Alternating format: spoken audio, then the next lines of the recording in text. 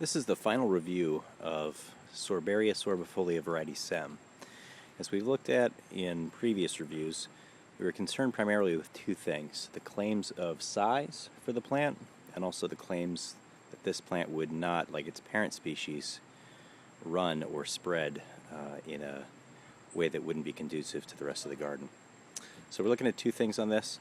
This is August, September of 2011. And as we can see, all the plant foliage has opened up and is hardened off. If we look in a little bit closer, you can see that the foliage is really pretty much a constant green at this point. It's hardened off, and it's sort of a pinnate foliage. We've got a little bit of dried flower feature that's on the outside, which looks a little bit like a sumac. And as we've looked before at the running species, this is next to some limelight hydrangea. It's next to a juniper, and it's next to a arborvitae in my garden.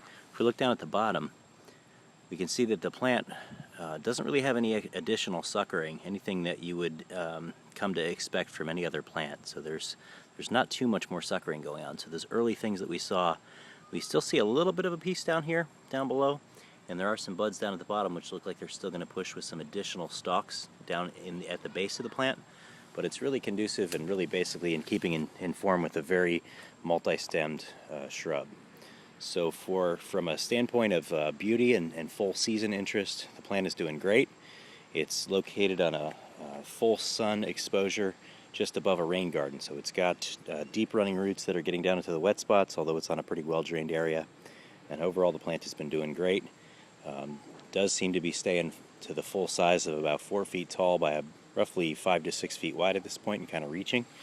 But doesn't really seem to have too many running issues, and does seem to be a great addition to the garden.